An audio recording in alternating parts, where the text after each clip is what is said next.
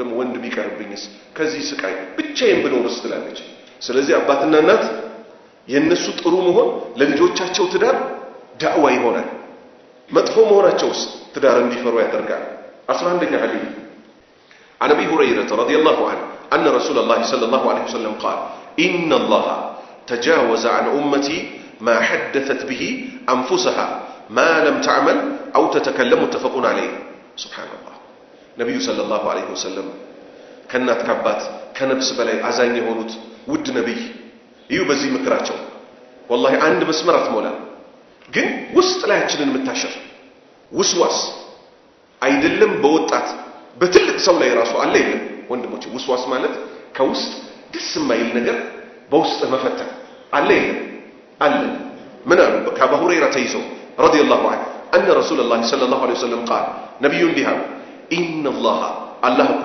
ተጃወዘ ትቶላቸዋል عن امتي ከኔ ህዝቦች ما حدثت به متاورات የሆነችን انفسها ነብሷ ከውስጥ متاورات متጎተጉታት የሆነችውን እኮ የኡመቶቼን ትቶላቸዋል ማለም تعمل እስካልሰሩት ድረስ አው ተተከለም እስካላወጡት ድረስ ምሳሌ ሰውየው የሴት ስሜት መጣበት ሚስት የለው ወጣቶች በዚህ ይፈተናሉ አይፈተናሉ ተውት ወጣቶች ባል ሚስቱ ኃይል ሆና 7 ቀን መታገስ አቅቶት ይወሰወሳል አላህ ወንድ ልጅ በሴት ጉዳይ ደካማ አድርጎ ስለፈጠረው ወልደ ደግሞ 40 ቀን ደም በሚፈሳት ጊዜ ለብድ ይደርሳል ያኔ መጥፎ ነገር ቢወሰውሰው የሴት ስሜት የመሳሰለው ዋጥ ካደረገው ለምን በውስጥ ወሰወሰህ ብሎ አላህ ይጠይቃል ለምን በሰው ልጅ ላይ ሚወሰውስ ነፍስያ አድርጎ ስለሆነ የፈጠረው ካቅሙ በላይ ስለሆነ ባቅሙ ግን መቆጣጠር የሚችለው አለ እሱ ምንድነው ማለም تعمل እስካልሰራው ድረስ የሰው ልጅ የመጣ የተሰማ ሁሉ አይፈጸምም ልብ በል ስለተሰማን ብቻ አንፈጽመዋለን ማለት አይደለም በሐላል እንጂ አንፈጽመው hatta ሚስታችን የወር አበባ ላይ ሆነች ወንድ ልጅ አብሮ ተኝቶ ለዛ ነው አይሻ ምን ትላለች ሀይድ ሆነ የወር አበባ ሆነ ሽርጥ ያስለብሱንና ከምርት እስከ ጉልበታችን ይስሙናል ያቅፉናል እሱ ግን ስሜታቸው መያዝ የሚችሉ ነበር አለች ስሜት እኮ ስላለ ነው የወር አበባ መሆኗ ታውቆ ክልክል መሆኑ ከወር አበባ ሴት ጋር መገናኘት እንደሆነ ታውቆ ያቅፏቸዋል ግንባራቸውን ከንፈራቸውን አንገቶቻቸውን ይስሙላቸዋል ግን ሌላ ደረጃ አይራመዱም ሰውየው ስሜቱ ቢያስቸግረው እንኳን ማለም تعمل እስካልሰራው ድረስ ወይንም አው ተተከለም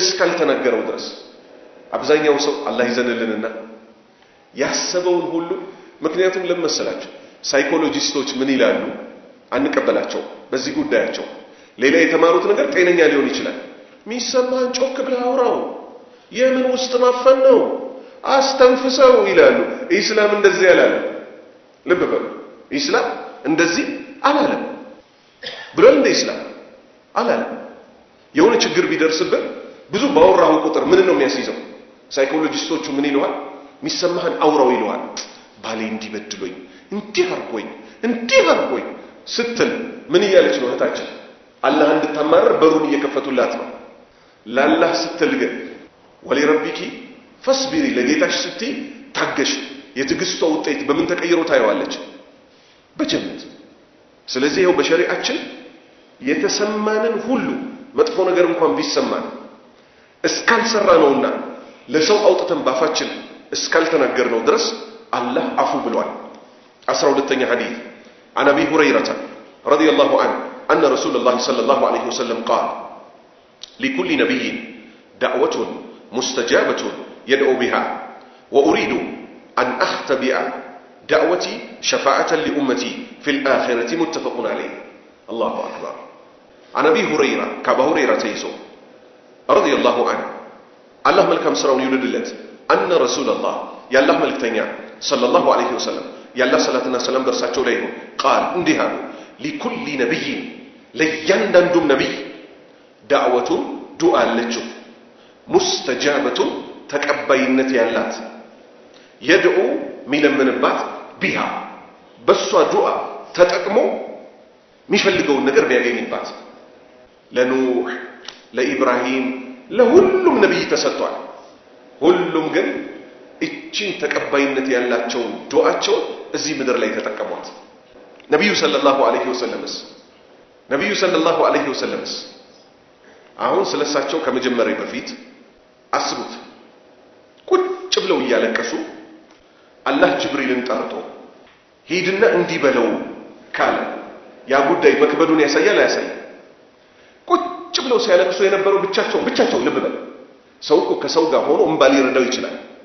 ብቻቸውን ቁጭ ብለው አደራ እንግዲህ እኔ ስሞት አላህ ሆይ የልጆቼን ነገር አይደለም ያሉት፣ ሚስቶቼን እንደው እኔ ከሞትኩ በኋላ የሚበሉት አይደለም ያሉት፣ እስከ ቂያማ ድረስ የሚመጡትን የእሳቸውን ኡመቶች ለምን በእሳቸው ዘመን የነበሩትማ አብዛኛዎቹ የጀነት መሆናቸው በእሳቸው አንደበት ተመስክሮላቸዋል አልተመሰከረላቸው?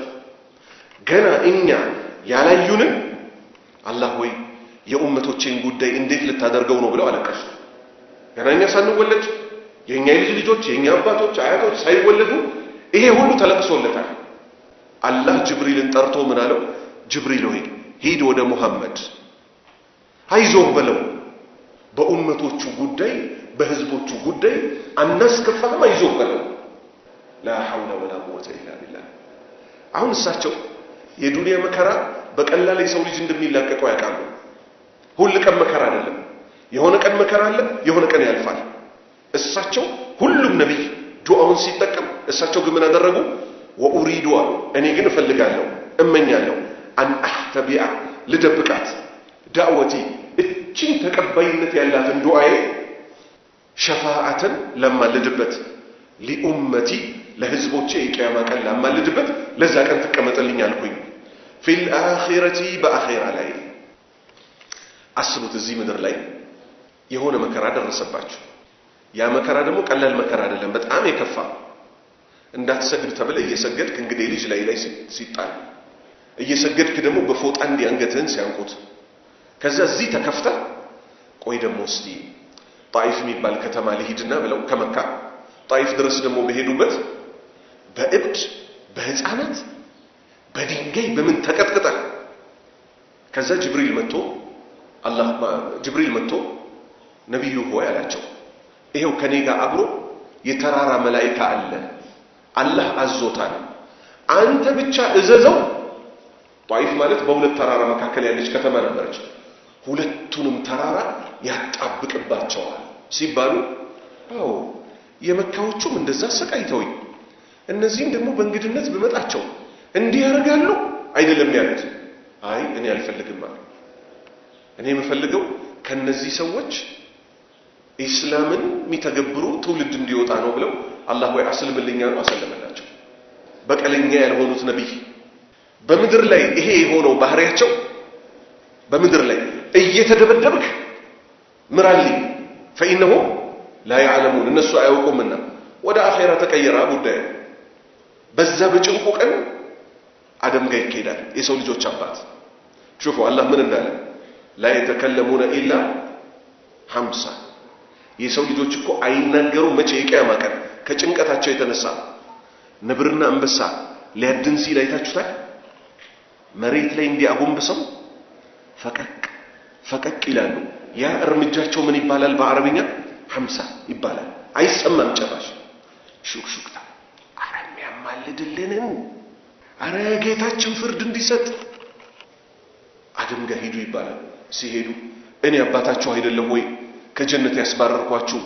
ሂዱ ወደ ኑህ የመጀመሪያ መልእክተኛ ወደ ተደረገው ወደ ኑህ ሲኬድ እኔ ለዚህ ብቁ አይደለሁም ብሎ ምክንያት ያቀርብና ሂዱ አላህ ፍጹም ወዳጅ አድርጎ ወደ ያዘው ወደ ኢብራሂም ሲኬድ ኢብራሂም ምክንያት ያቀርቡና ሂዱ አላህ ወደ አናገረው ወደ ሙሳ ጋር ሲኬድ እኔ ሰው ገድዬ ነበር እኔ ለዚህ ብቁ አይደለሁም ሂዱ ወደ ዒሳ ይላል።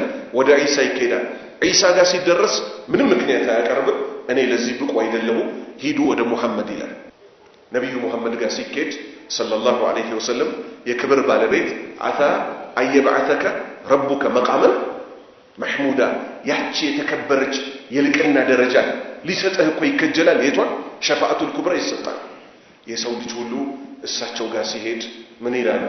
ነዓም አዎን አነ ለሃ እኔ ነኝ ለሷ እኮ የተገባሁት ዱዓቸውን ሁሉም ነብያት ሲጠቀሙ እኔ ግን አስቀምጫት ነበር ለዛሬው ቀን አርሽ ስር ሄዳለሁ አሉ ሄጂ ሱጁድ አደርጋለሁ አሉ ረጅም ሰዓት አላህ መተውን ይተወኛል ተነሳ ይለኝ ዛሬ አላቀውም አሉ ያ መስጋኞች ሁሉ አመስጋኝማ ነብዩ መሐመድ ሰለላሁ ዐለይሂ ወሰለም ዛሬ አላቀውም አሉ በልቤ ውስጥ ያፈስብኛል አሉ የምስጋናና የውዳሴን ማዕት ከረጅም ሰዓት በኋላ ያ ሙሐመድ ሆይ እርፋ ራስክ ጭንቅላትን ከፍ አድርግ ባላለ ከምን ቦታ ከክብር ቦታ ባሪያ የክብር ቦታው ለአላህ መጎናነስ ራሳቸው ምን አሉ ነብዩ ሰለላሁ ዐለይሂ ወሰለም اقرب ما يكون العبد من ربه وهو ساجد فاكثروا الدعاء ለክሳቸው እንደሚያበዙት አንድ ባሪያ ለአላህ ይበልጥ ቅርብ የሚሆነው በሱጁድ ሰዓት ነው ሱጁድ አድርጉ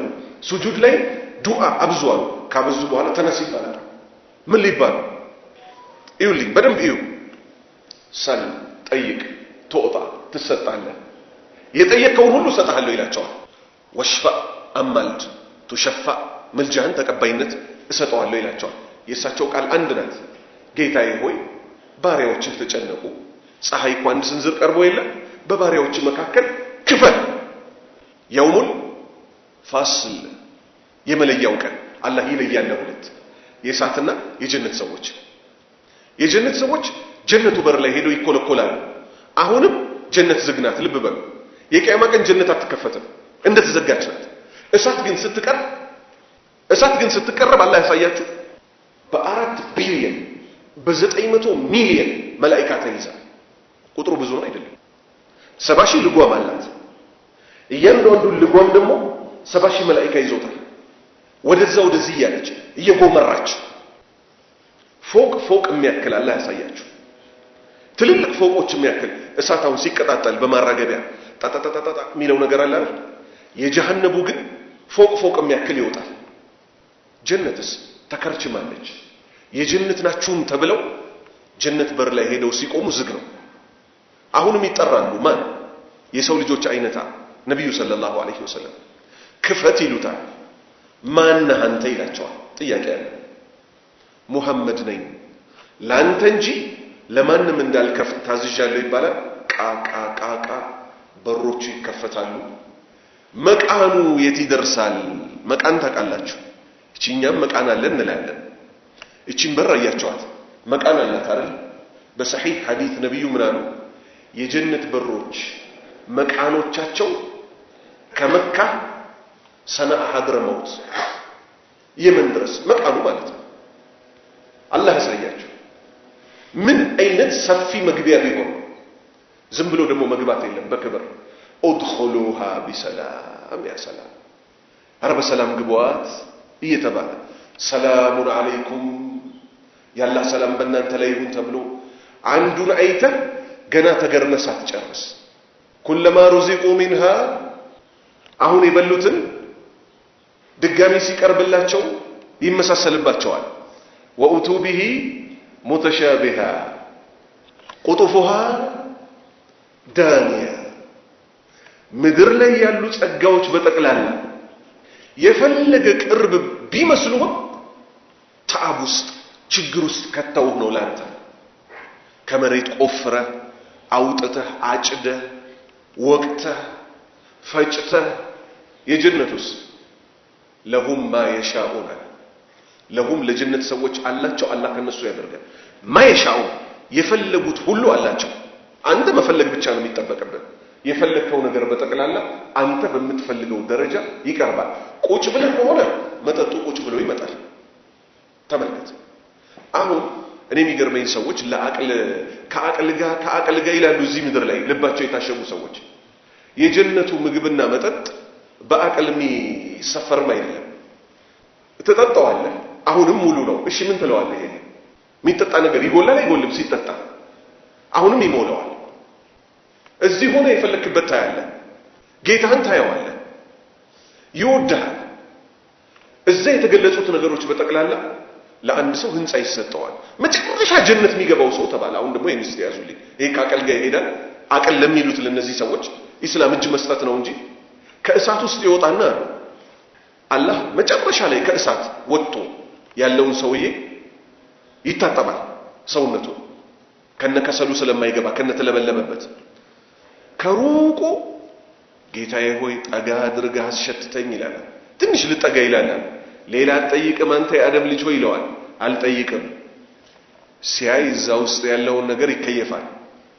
ወደ በሩ አስጠጋኝ ይላል። አልጠይቅም አላልክም ይለዋል። አሁንም ወደ በሩ ያስጠጋዋል። ጌታዬ ሆይ ልግባ ይለዋል። ሌላ